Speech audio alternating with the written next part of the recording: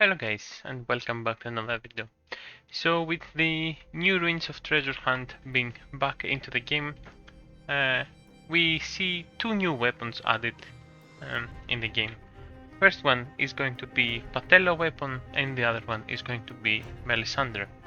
So this video is going to talk briefly about those weapons, what is my opinion on them, and if they're worth grinding those in the Ruins of Treasure Hunt in case you want to get them. Are they any good for your formations? And of course, is the 4 star on these weapons really worth the grind, and if they are going to add a substantial advantage for the player that holds those weapons. So let's head straight to the weapons department and the fragments to check out first of all the Patelo new weapon. So the Icy Glint, the Patelo weapon, is going to be a spearman focused weapon with giving you 27.5% spearman attack and 6.88% total health. Pretty standard of course for any of those weapons. As going to see, it's going to be the same stats as Drake weapon, but it's going to of course upgrade your 4 star ability for Patelo, and at the 4 star unlock is going to give you plus 5000 army size. So by this upgrade, the 25 seconds that the base value needs to activate his 4 star ability, or the 10 instances of healing, it's gonna drop it down to 20 seconds or 8 instances of healing to activate his ability, which at base value is going to be 30% increase in the front row attack and 80% damage reduction, again for the front row for the whole battle.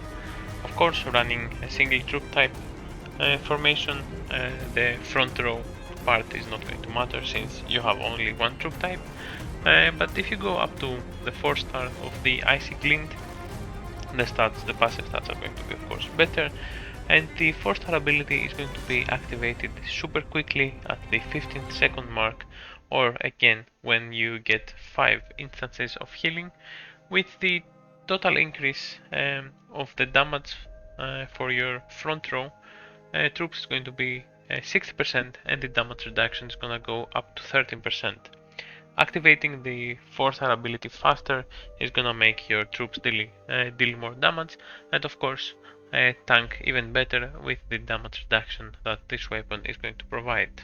Since it's going to be a spearman weapon, the stats that you can get are going to be of course spearman focused, with boosted spearman base attack being first with a maximum of 11, and the reduced enemy versus spearman upgrade is going to also be there with a max on red quality at 8.8%. Of course you can get the bowman attack, which is usual on every weapon, spearman attack, spearman defense, spearman health, total attack, total defense and total health, and of course the health reduction for all troop types.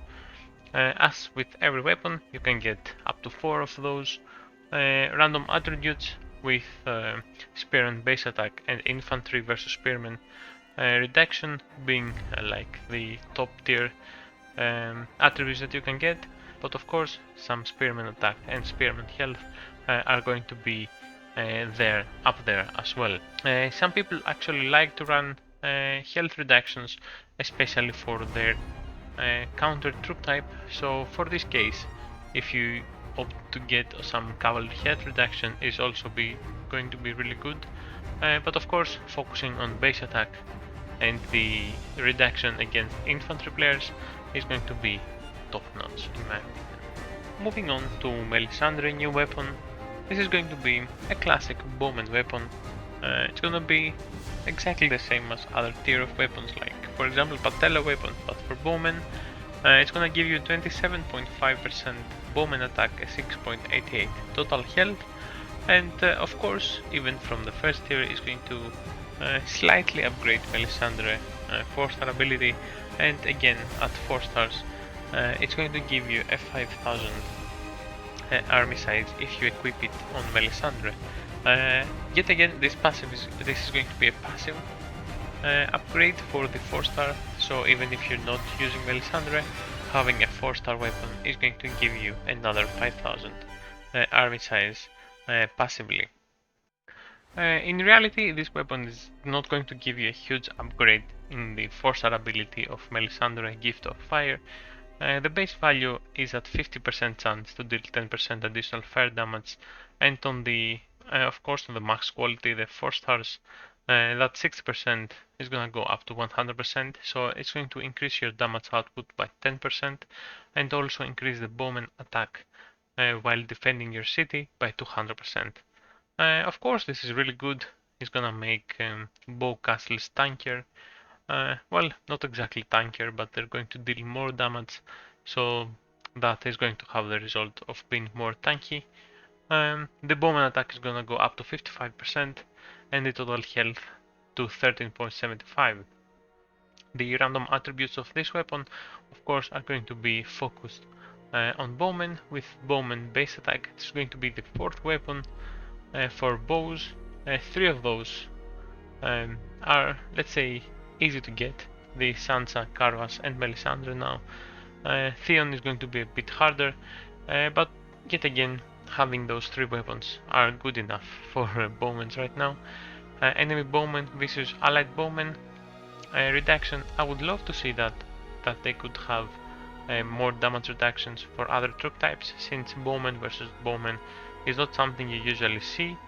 You usually see bowmen versus spearmen, since spearmen are really strong against those. So having different reductions would be a bit better. Bowman attack, defense and health, total attack, defense and health again, same stats as every other weapon, and of course health reduction for the other 4 troop types.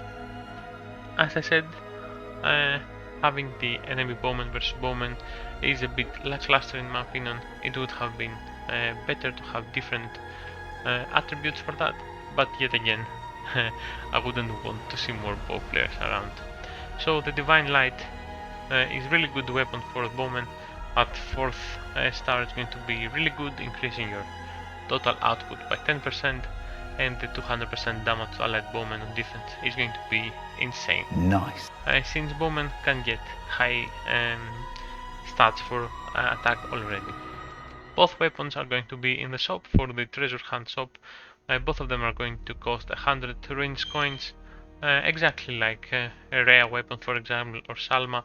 It's gonna go again on the same cost tier for those weapons. So I think both of them are really good.